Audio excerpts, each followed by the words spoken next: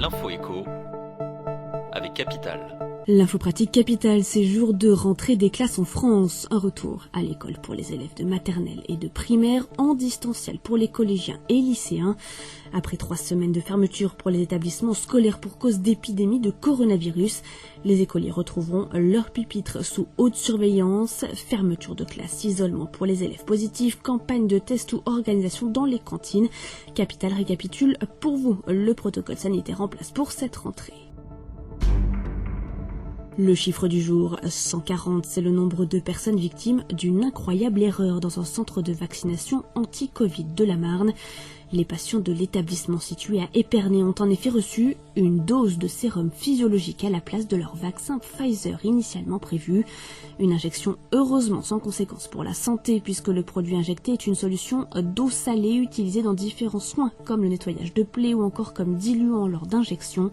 Cette incroyable erreur serait due à une erreur humaine. Plus d'infos sur capital.fr. Le coup de gueule est passé par la célèbre marque de bière Heineken contre la Super League dans un message qui a fait le buzz sur les réseaux sociaux. Le sponsor historique de la Ligue des Champions a gentiment trollé les 12 géants du foot européen à l'origine de ce projet de compétition privée.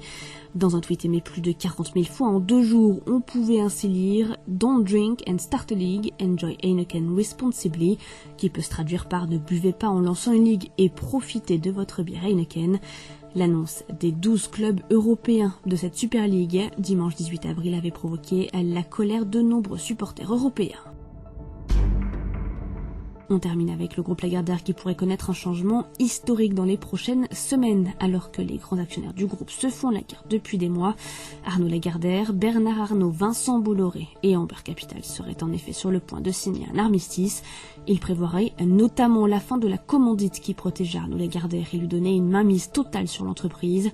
Le groupe Lagardère serait ainsi transformé en société anonyme et pourrait éviter le démantèlement. Toutes les infos sur capital.fr. C'était l'info écho avec Capital.